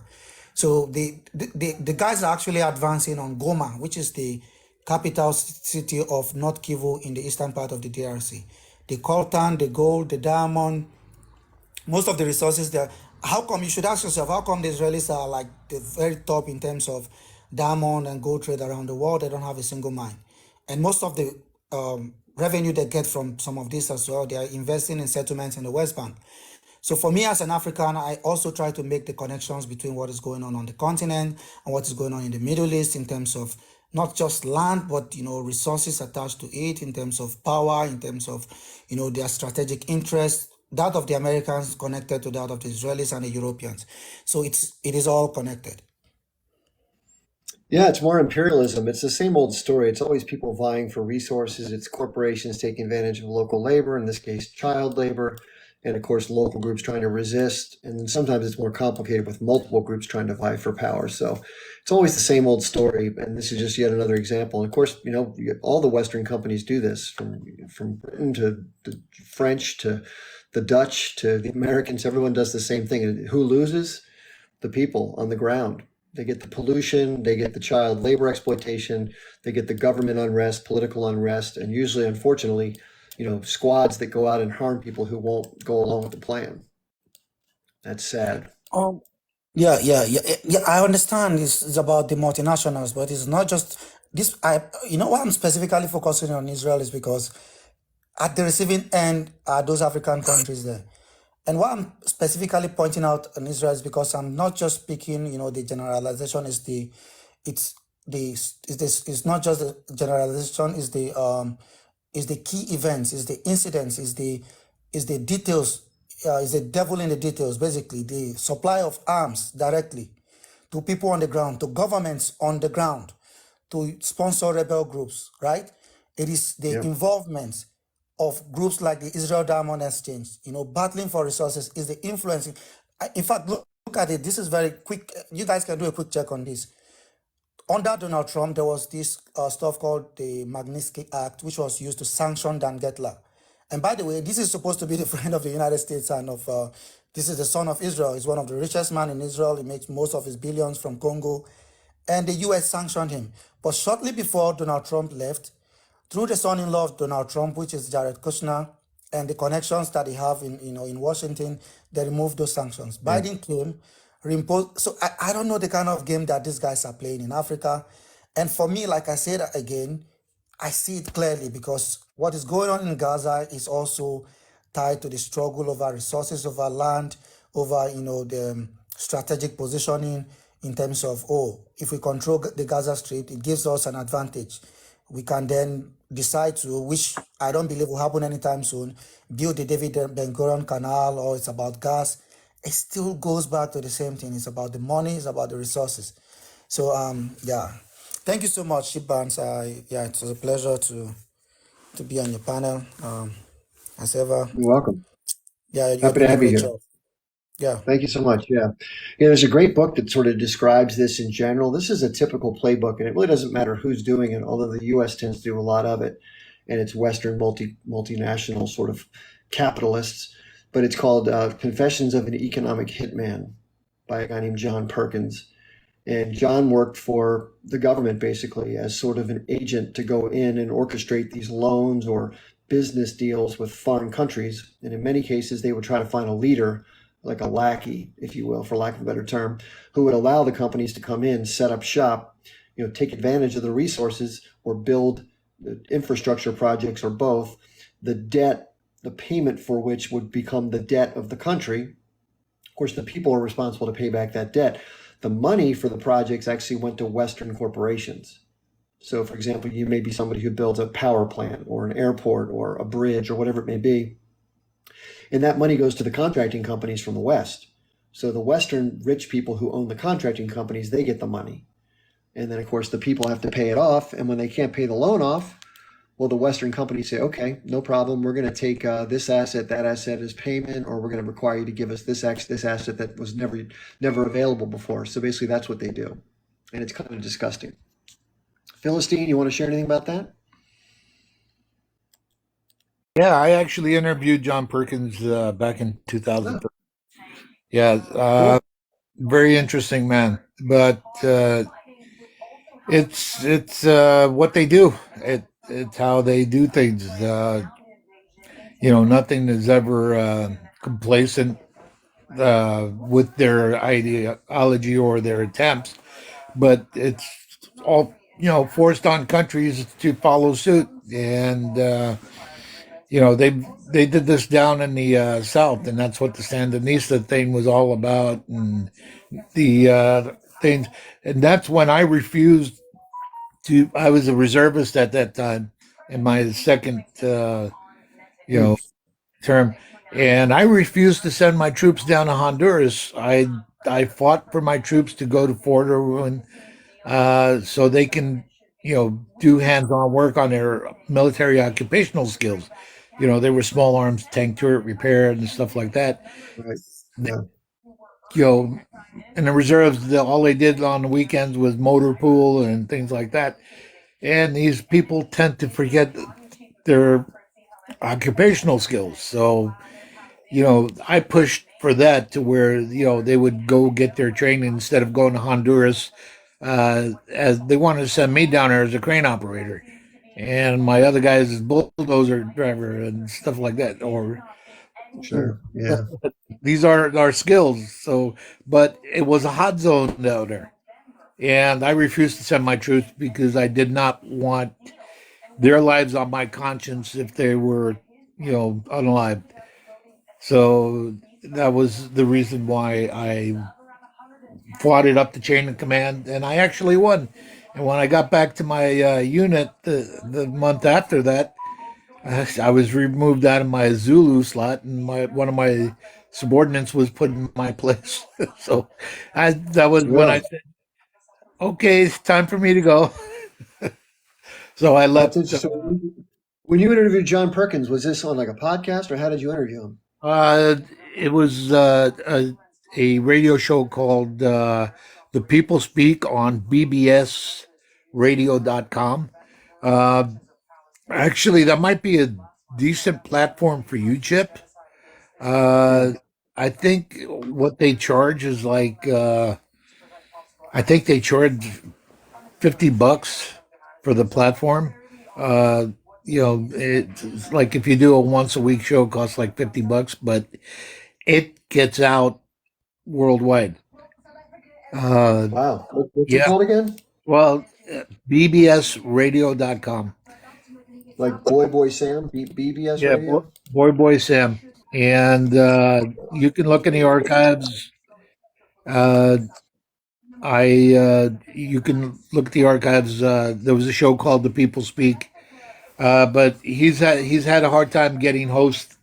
That's why he doesn't do that. The People Speak show recently. I'll have to go on Pal Talk and reach out to him. Or I got his number. I should call him, the guy that was doing the show. Uh, so I used to host for him, and I was known as Rock Cash. But of course, the feds, did that sting operation on me, tried to shut me down. Chip. Also, I worked with Vincent Bugliosi. I was raising funds for his video called "The Prosecution of an American President." Uh, Hmm. you could see a trailer of it. I believe it might be on iTunes or something like that, or Netflix. I don't think it made it to Netflix. But Vincent Bugliosi wanted to prosecute George W. Bush and Dick Cheney for lying to Congress and the American people uh, Yeah. to send you guys out to Iraq on a lie, because he he equated it to the Charles Manson theory. You know how Charles Manson conditioned these people to go on live and everything else. Yeah. So yeah, but he couldn't get a single prosecutor. He sent his books out. His first book was The Prosecution of George W. Bush. He sent that Hmm. out to every single DA in um, in the United States, every single one. He sent it out, Hmm. and he was in front of Congress, saying, that they should be tried, held accountable. But of course, they're not going to hold you accountable unless they don't want you there, like Trump. But I think the Trump uh, theory is kind of like a propaganda scheme to get people on the far right built up to possibly start some type of revolution so they can crack down on everybody in the United States and disarm the public. And it's order through chaos. That's the way they work. Uh, so that's pretty much where we're headed. And for that guy here, Goofball, that was on Yeah. here. Yeah. I suggest that he looks up a Dr. Sebi and he gets his book because Dr. Sebi has cures for autism in his book, but Dr. Sebi was unalived. They locked him up and they unalived him 2 weeks later. He was 82 years old. Wow. Yeah, well, he's a self-proclaimed doctor, but uh, at the age I of see. 30, at the age of 36, he was impotent and diabetic and everything else, and he cured himself of all of that. And the way I found out about him is Elon Musk mentioned him in one of his interviews and said, "Oh, the great Doctor Sebi."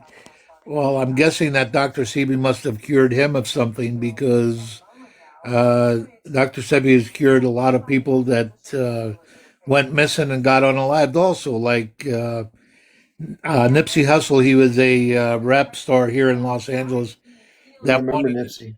right. So he was cured by Dr. Sebi, and he wanted to do a documentary, a Netflix documentary on him. And Kobe was also funding that. But Kobe Bryant. yes, yes. So now you know Interesting what how these people die mysteriously, right? exactly, exactly. So Big Pharma takes them out one way or another. I don't know if they have the CIA help them or but it Uh, seems like anybody that goes against the narrative is a enemy to them. So yeah, I'll I think uh, you're right. I'll I'll get down and let the next person speak. I think I've spoken enough. So go ahead. Yeah, I don't. I never had. Have we spoken before? 2468. I don't believe we have. Uh, Hi. First of all, I want to say thank you so much for doing this live and continuing to do this work. It's awesome to see another white person out here realizing what's going on and then continuing to speak about it. It's wonderful. So thank you. Thank you very much. Second of all, I wanted to pivot. I know this is quite a large pivot, and maybe you've already spoken about it today, but I wanted to ask you what you thought about the King of Jordan getting up there with Biden the other day. What your thoughts Yeah. were on that? Well, they're talking about trying to minimize the chance for civilian casualties and urging them to not go into Rafah. I agree with that. King Jordan. The problem is with all these leaders like El Sisi, King of Jordan.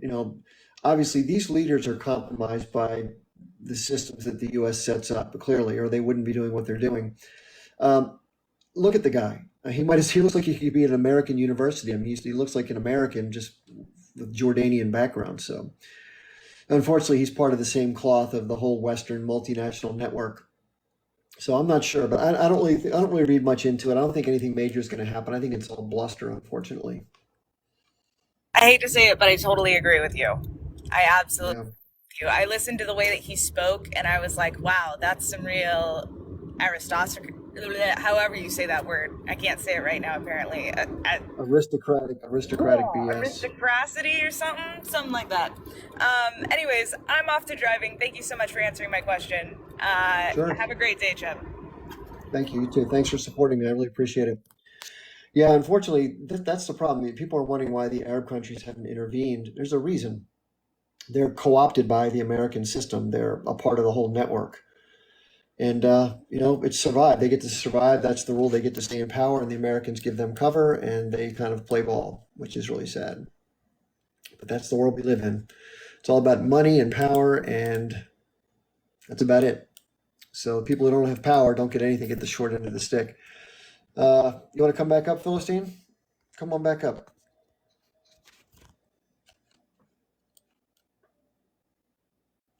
I think you said in the notes you wanted to come back up, but you don't have to if you don't want to. So I was thinking earlier today about the whole problem with, this whole system. People are wondering, why is it that the U.S. continues to do what it does? What's keeping us from changing? Like right now, there's a bill that's in Congress that's going to give so much money away. We have so many problems in the United States that need help.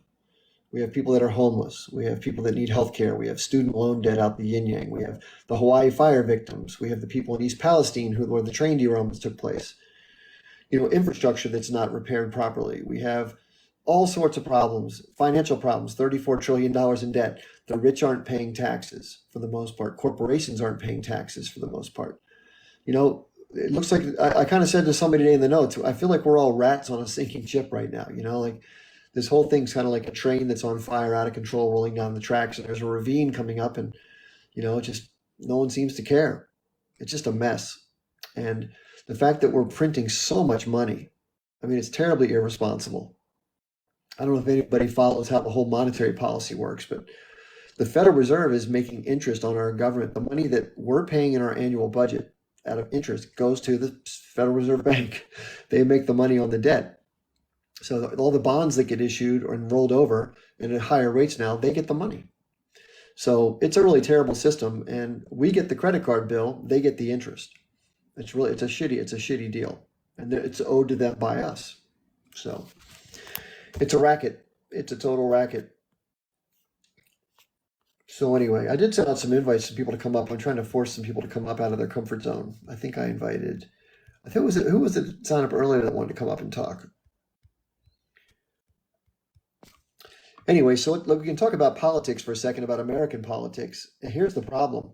When it comes to Israel, not only is the Congress obviously completely influenced, we talked about that earlier, but for the presidential race, you have what? Okay, first of all, I don't think Biden's running. Let's be straight. The guy is, he's got 2 feet in the grave, it seems like.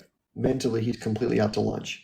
So what's going to happen? Well, it looks like there may be, this may be the ticket, if you can believe this. It may be Gavin Newsom and Michelle Obama. I don't know which one's going to be the actual president. Probably Gavin Newsom, and then with Michelle Obama as the VP, which is wow. Something, I don't think it's going to be Biden though. So, and then Trump has his legal stuff going on. So who the hell knows what's going to happen with that, right? So I don't know. But it seems like, the three candidates, you have Bobby Kennedy, who's an avowed Zionist.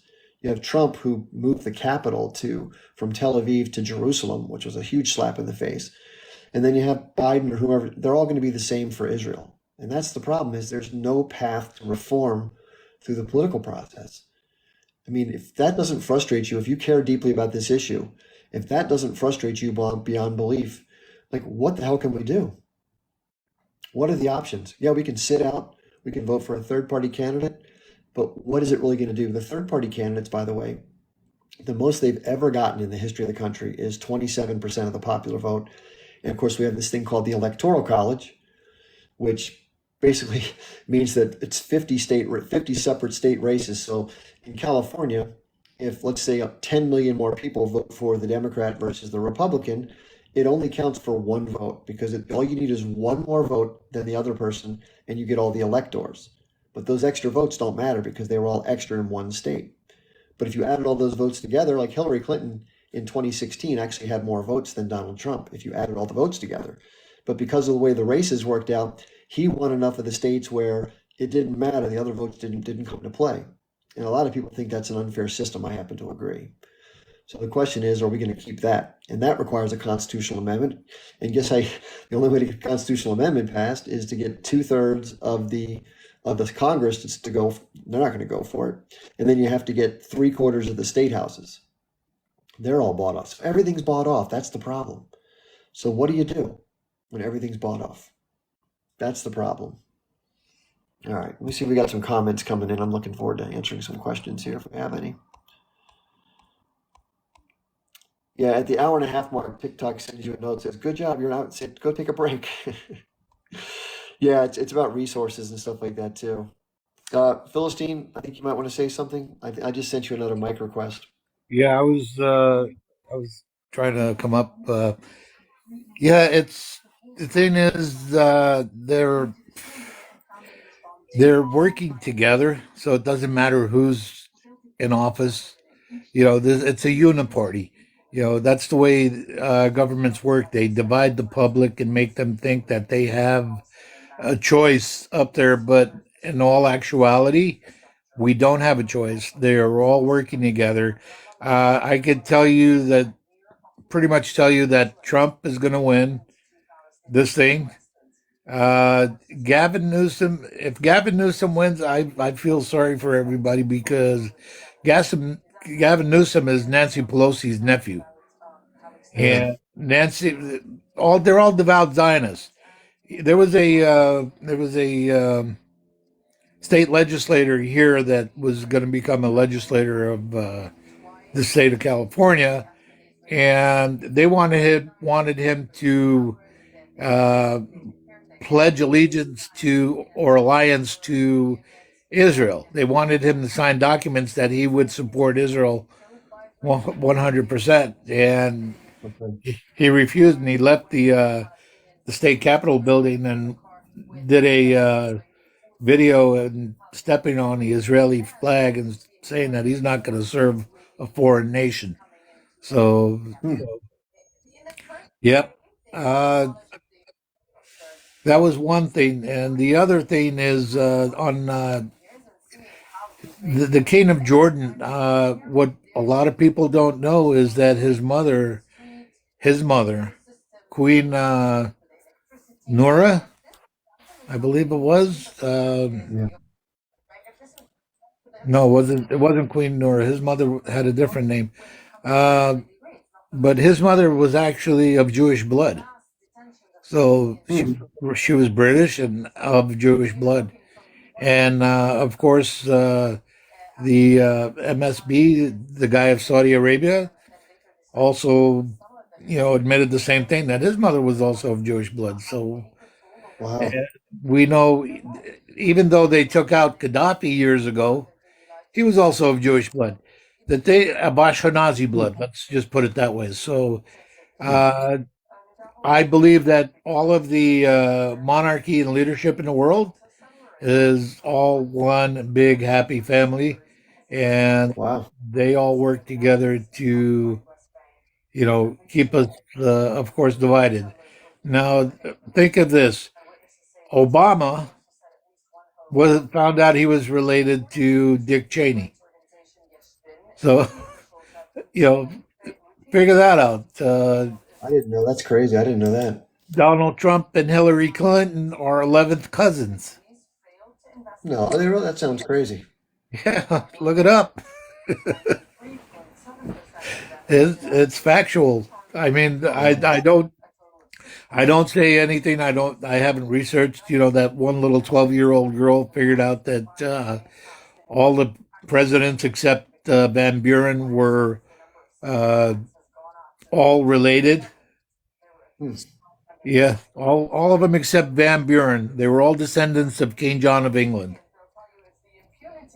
So Well, I want to ask you this question because this is always something I'm curious about. And we've talked a little bit about this, but is there some sort of, I've heard this thing like the scrolls of the Zions of Elder or something like that. What's all that about? You know anything about that? the Elders of Zion was a book that was put in place. Uh, it's it basically explains the Cabal. You know, uh, I haven't really read it. I know a lot of people have or I think I had a small. I think I had the book at one point. It was a small book, but I never really read it. I knew a lot about the things that were going on and everything else. Uh, let's see, who was that? Somebody conspiracy theories. Oh, Bean again. I think Bean Sarister. So, Bean, you want to come up and explain why it's a conspiracy theory? You know, let's just put it this way: conspiracy theorist was a word that was coined by the Central Intelligence Agency to derail any questioning of the unalignment of. I heard that. Yes.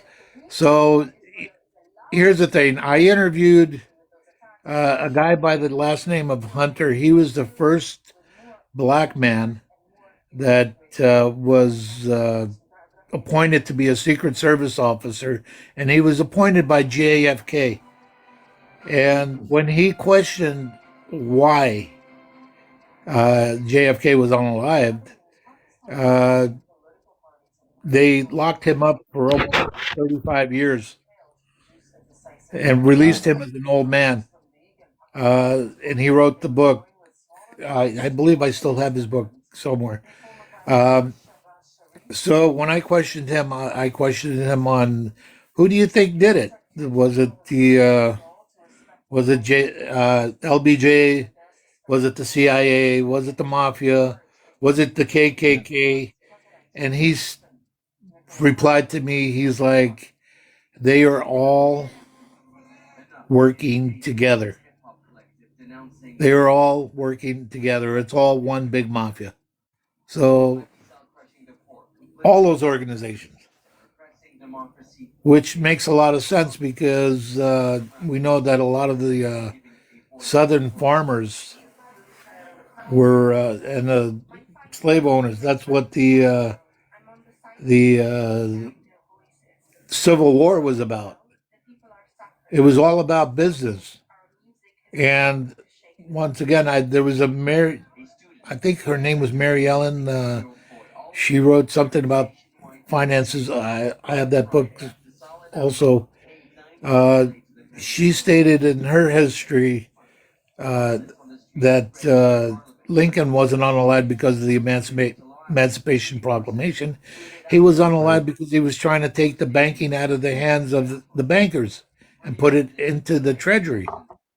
Yeah, I've heard that. Yeah, so it's everybody's story is you know is different than the narrative that they want you to believe because they write history as they want you to understand it, but Sure. that doesn't necessarily mean it's correct because history literally means his story. So it was somebody's Yeah. story, and it doesn't mean that it's correct, but they want you to believe it's correct. Yeah, it makes So sense. that's how You mentioned people. about money too. So people don't know this, that Gaddafi and Saddam Hussein, you talk about story versus actual, they both tried to create like a pan-Arab like little money system called a gold-backed dinar, where they would trade oil for their own money, not in international US dollars. And they both obviously didn't have the best go of it after they tried to do that, right? Of course not. They don't want anything. Yeah, the golden are the which the way it is because once you go back on that golden hour, the United States is or the bankers are dead in the water. The banking, the International Monetary Fund would be dead in the water once they go back on the gold back because they robbed all the gold. They've stolen Yeah. all the gold of many nations. So you know, the only gold that you see out there is the stuff that we're finding new, and the stuff that's in personal wealth as far as jewelry and things of that Yeah. nature, or whatever uh, gold nuggets that somebody had. But here's the thing: when the crap hits the fan, it doesn't matter what you have. You will trade a peanut butter sandwich for an ounce of gold for a peanut butter sandwich if you're hungry enough. Yeah. I Yeah. mean, Yeah, exactly. I look at wonder how many people in the audience have, do me a favor. If you have precious metals, if you have gold, please type one. If you have silver, please type two. And if you have both gold and silver, please type three. I'm just curious to see if anybody has any precious metals put aside. I bet most people don't have that much. well, no, Somebody has some silver. actually, Okay, Don Masol's got both. Dwayne's got, Fafa's got gold and silver. Dwayne's got some gold. Marsh got all of them. Maddie, Pamela, gold. This yeah, is great. I'm but glad to hear people have that. Yeah, so well, here's the good for you thing. all. That's good. Here's the thing. Somebody asked me 12 years ago, you should invest in gold. And I'm like, no, I'm sorry. I'm not investing in gold. Invest in ammunition so you can hunt and feed yourself. Take someone else's gold. Well, no, I don't want to take somebody else's gold, but like I said, I'm kidding. I'm kidding. if you're hungry enough, you will trade that gold for a peanut butter sandwich because it's devalued. It's meaningless. It's just a metal bar. You can't eat it. Yeah. Well, actually, gold is a good mineral for the body in a sense, Hmm. but a lot of people don't know that. You know, Makes sense. yeah. So like nano gold is actually good for the body. Uh, it's not magnetic, but it's actually good for the brains and everything else. But they don't want people to know that. There's a lot of things. Uh, Once again, for goofball that was here, make sure you check out Dr. Sebi's book, and uh, he's got holistical cures for autism in there. So When you say make Dr. Sebi, can you spell the name for the audience so we know who it is? SEBI. Sebi, Sam Echo No, Victor India. no, Samako Bravo, India. Sebi, like a B as in boy, Yes, Sebi. Dr. Sebi. I'm going to look him up right now while we're talking so I don't forget this. yes, So I have Dr. Sebi, and he has holistic cures, SEBI. absolutely. I'll check it out. Maybe I'll do a podcast. I'm going to do an episode of the live about that. Yeah, I'm trying to think of different lives. By the way, if people have topics they want us to cover, let me know. I mean, you can send me an email. My link in my bio has my email address, and you can give me whatever suggestions you have. We're going to do an all women's panel, by the way. That's coming up. I'll tell you when it's going to be scheduled. So we're going to try to get at least 3 or probably 4, maybe 6 panelists to talk about issues related around SA or with patriarchy or whatever. I'm going to literally shut up, put myself in the corner, and let the ladies talk. That's what I'm going to do, and it'll be a fun exercise to listen to them because I'm not a woman. Last time I checked. Yeah, So Dr. Sebi is truly an amazing person. And here's the thing: he hasn't been indoctrinated. Our doctors are exactly. indoctrinated to follow a system that's not really helping the people. It's just a system that makes money for the pharmaceutical industry, the hospitals that are owned by the pharmaceutical industries, and the insurance Yeah. companies, and everything else. It's just they're indoctrinated to work for the system. So most of your most intelligent people and the most people with a lot of intellect and wisdom are ones that Yeah. don't allow themselves to be indoctrinated and think outside of the norm, because you can't be a critical thinker when you're just following the path. It's like Yeah, I follow know. the yellow brick road. Don't step off, you'll get hurt. Follow the yellow brick road. And that's basically what it is. When you get to the wizard, he gives you your indoctrination, and you're able to benefit from it. But that's about it. And I think you're right. that's how dumbed down our educational system has become. Whether it's lawyers or doctors or anything, they're made to work within that system. Now, lawyers that are supposed to be helping you are really working for the prison industry, because what they'll do is just get you a deal. You'll do some kind of time or maybe get away with it, but there'll be a little bit of repercussion. You might have to pay some fines, or you might have to go to jail, or just Right. do a guilty plea so they put something on your record. But they're not, like they'll say, well, the judge will say, we're going to just give you 6 months for this and that. They're not giving you anything. They're taking away from you. They're taking 6 months away from your life. They're not giving you anything. Yeah. But Well, that's people, just the terminology used in terms of sentencing. They're laying down this particular sentence for sure. exactly, Yeah, I exactly. don't know if you know this. The prison. I saw an article about this. The prison system. They use people basically for basically slave labor is what it is. Yes, it is. Corporations take It is. advantage of prison labor, It is. Yes. big time. And I've been inside. So while I was inside, I was trying to wake up these young kids that are there on because they're hooked on drugs. They were probably started on drugs at a younger age because they were too intelligent for school and they couldn't sit still in class. Like I know when I was going to school, I junior high school, I was suspended 52 times for beating up bullies. You know, Wow. yeah, and I never liked school. It didn't interest me. Teacher would start talking, it would put me to sleep. So I wasn't a school person, but my wisdom didn't come from school. My intellect didn't come from school. It came from understanding what's going on around me. Like I said, I have a photographic memory. I pay attention to everything. Uh, I could even tell you exactly what happened in 1995 on my way home from work. I was with a longtime friend. I worked with him as a painter. And on the way home, we were hearing reports of the Murrah building. And one thing, while he was yapping away, saying, "Oh, you Arabs are always blowing up stuff," and automatically, he took it to the T theory, blaming the Arabs.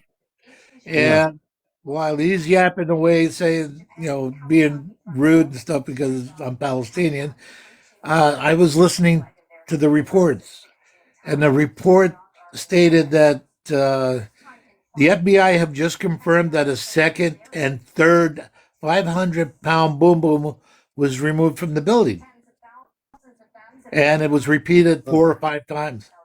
Now, when the narrative, the reproduced narrative came out the following day, they said that a truck full of fertilizer blew up outside. I remember that. Remember? That was Right. So what did they do? They fed us a load of crap, and the American public just ate it up because they used that narrative to go after the people that had a militia group called, it was the Michigan Militia. And they were yeah. a 1 million man strong army that was tired of the way the government was operating. Plain and simple, I remember that. Yeah, I remember that. I remember Ruby that Ridge, totally. Yeah. Ruby Ridge was the same thing. Waco, Koresh was just they were a part of that too. They were just buying up a bunch of 50 caliber machine guns, which they can do legally in the state of Texas. And they had a Yeah. bunch of it there. That's why they had a substantial firefight because they were armed. But that's they labeled him the way they labeled Saddam and Gaddafi and everybody else, as a religious cult or a madman but that's the way they do things. Didn't they Deep call him brain. like a nationalist? Like he was like a militiaman nationalist. It was Timothy McVeigh and Terry Nichols, right? Yeah, well, Timothy McVeigh was decorated special forces, and when you work special forces, you work hand in hand with CIA. And here's the thing: uh, Yeah. 2 years when we went into the Gulf War, which was like 2 years supposedly after they said that they unalived him by lethal Yeah. injection. Yeah. Uh, he came up on Fox News as a military analyst by the name of Major Frank, and I don't forget a face. Just because you grew a beard, it doesn't hide your face or your facial. Are you saying that Timothy McVeigh came up as an analyst on Fox News? Correct. That's why you heard that Epstein wasn't unalived and he was still alive. This is what goes on. They basically give you a very wealthy retirement when you go with their narrative. Huh. That sounds a little out there. I don't know. Is there any kind of backing of this stuff at all? I mean, somebody in the chat was saying receipts. Yeah, I know. I looked for that interview over and over and over again, and Yeah. they disappeared like a lot of the 9/11 interviews of the people on the ground. They disappeared off of the archives, and I couldn't Hmm. remember the exact date that I saw him on there, but it was within 4 or 5 days of them planning to attack Iraq. So It sounds a little wacky. yeah, well, the remember what is it? Hidden in plain sight. That Is it was just a called is it just called In Plain Sight or no? no. Hidden in plain sight was a video documentary that came out about 9/11. Okay. No, I don't remember that exactly now. Yeah, that's it was all over YouTube and everything else, and basically that's how they hide things. They hide things in plain sight. Things go on in your face, and Makes sense. yet you believe the narrative that's told to you by what do you call it? Like now, we're watching a G side, but Israel is telling you we're not committing a G side. Fox News is saying, oh, they're not committing the G side. Everybody else is not committing the G side, but we see it in plain sight that they're committing the G side. Yeah. No doubt about it. So that's the Makes sense. narrative. And then there's also all different kinds of things that debunk 9/11. Of course, the two buildings getting hit, but the three buildings imploding. Yeah, that was crazy. Yeah. That building 7 thing was really weird. So yeah, but there was a lot of investigations going on as to why $3 trillion were missing from the Pentagon. And now there was another announcement that there was a lot of money missing from the Pentagon. That's because they're funneling the actual uh, gold out of the country. Hmm. They funneled it out. There's nothing left in Fort Knox. Everything's shipped to Austria, where the IMF is basically out of. And this, hierarchy of people that are running the world. Hmm. Those are interesting points. Well, thanks for sharing that. I got to give that some thought. That's a lot to digest. I'd like to talk more about that. It's hard to get to the bottom of some of these things in terms of proof, right? It's kind of hard to find the actual receipts, but a lot of clues, right? The building falling looked very odd. I agree with that. So strange stuff. I just want to let the audience know that I usually do this live Monday, Wednesday, Friday from 8 p.m. Eastern time until 10 p.m. Eastern time. And then Tuesday, Thursday, Saturday, like today, from 12 noon until 2 p.m. And we're right at that point now. I did put a couple of videos in recently. I hope you'll watch them. I showed one today earlier. All of these lives are saved. So if you want to either re-listen or if you came in a little late, you want to go back and check out the part in the middle, that's great. They're on my YouTube and my Rumble channels. And so the way to get to those, there's a link in my bio that says Linktree Chip Barnes. So if you click on that, it'll take you there. If you're from outside the US, they won't let the link be on the top of the page that's clickable. So there's some text written in my bio. It just says Linktree Chip Barnes. If you type that into a web browser, hit the enter button, it'll take you to the same place. And in the list is my other social media, among which is that YouTube and Rumble channel I mentioned there. So it'll probably be up there in the next half hour or so. I usually upload it right away. And then the last thing I want to mention is towards the middle, there's some Telegram groups. If you don't know what Telegram is, it's a free messaging / group chat app. A lot of people who have been kicked off of other places because of whatever issues end up there. And then there's also some links about some other issues, big political issues, what's going on in the Israel-Palestine conflict, of course, and others. So, and at the bottom, there's some donation links. I have what's called a Patreon, like most people do who are doing this independently. Only way we can do this is with small donations from a lot of people. So I have one that's $5 a month. So if you want to support my work, I'd love it if you would. Some other ways too, if you have other ways of paying, it's all there. You'll see it. So I want to thank everybody for being here. I don't know if any mods were here or not today. I think it was just me doing that. But I think you're also a mod today, Freedom. So thank you. Yep. Thanks everybody for the guests who came Yes, on. Thanks for the audience questions if I missed any. And I got to run right now. But thanks for everybody for being here. I will see you tomorrow night at 8 p.m. See you soon. Thanks so much.